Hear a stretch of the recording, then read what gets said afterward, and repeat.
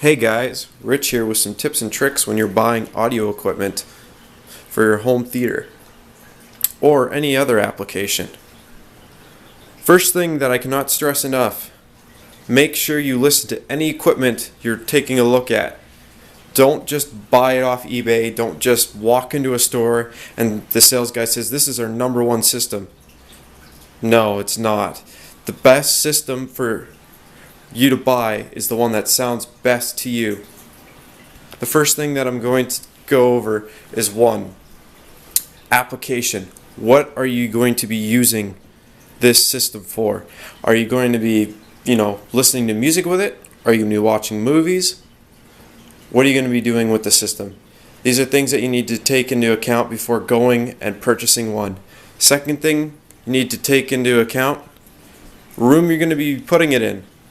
Is the room that you're going to be putting in going to be where you're going to be having lots of guests over, where your wife or other significant other is going to get really pissed off if you come home with big tower speakers instead of tiny little satellite speakers?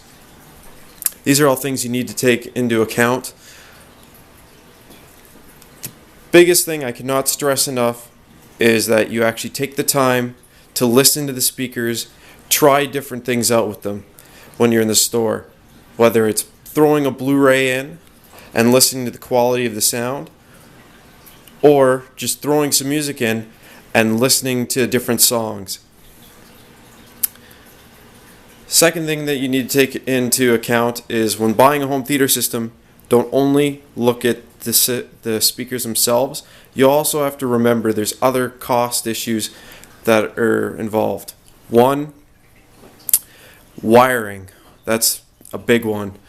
Sure, you're going to have all this stuff hooked up, so your Blu-ray player gives you nice audio, your Xbox 360, your PS3, your Wii, whatever you have, your cable box. What you need to take into account is how are you going to get the audio from your devices to the equipment. The other thing is, of course, and the biggest thing of all, is the amplifier you're going to be using. The reason why I say this is because a lot of amplifiers now do HDMI switching, meaning you can plug your PS3, your Xbox, your cable box, anything, including your Apple TV, into your amplifier.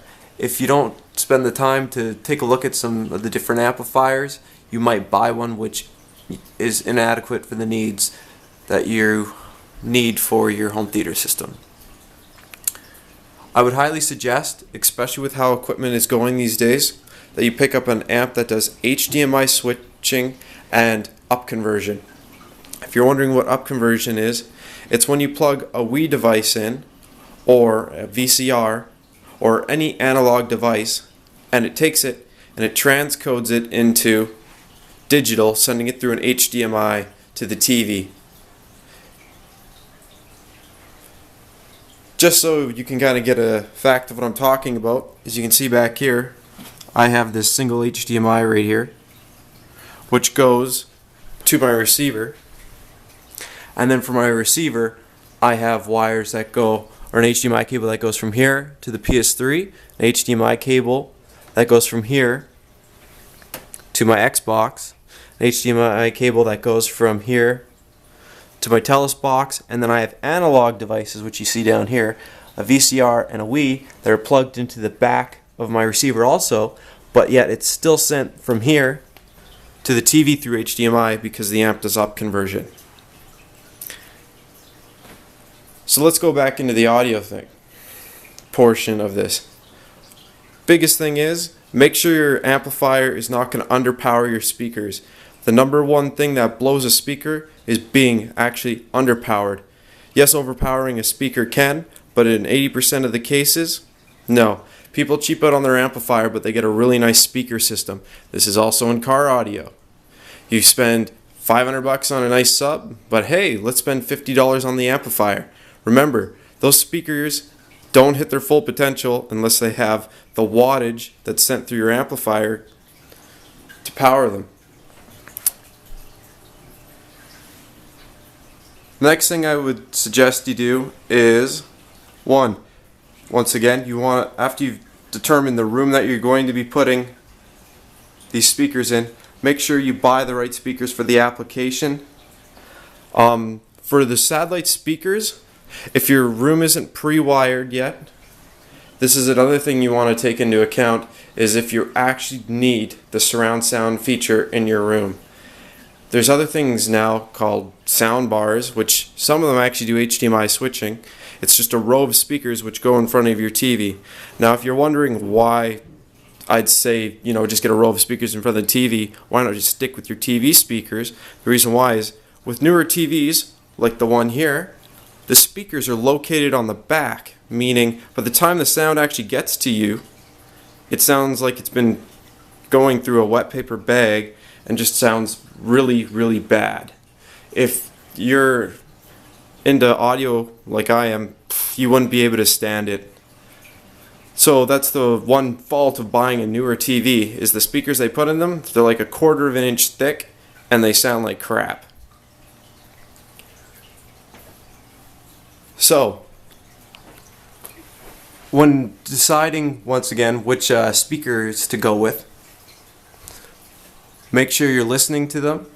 Make sure that you ask the tech expert there what kind of warranties are involved. And 3, make sure you get a rundown on, of course, yes, warranties and wattage.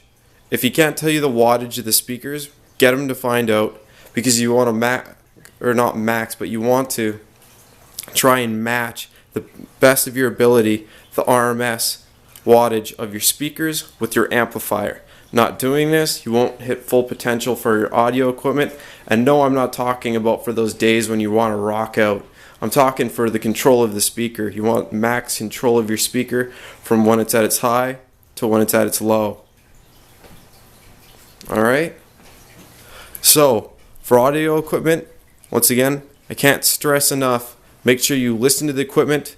Just don't pick it up and say, okay, I want these because the tech expert says they're the best, or my best friend told me, hey, I heard these are the best, yet they're $10,000 speakers, yet there's a $4,000 set you like that sounds a lot better, but you go for the $10,000 ones because you think that they sound that much better, or not that you think it sounds that much better, but your friends are telling you they sound that much better. Go by your ear, not from your friend's mouth. Alright, so there's some tips and tricks for when you're buying some audio equipment.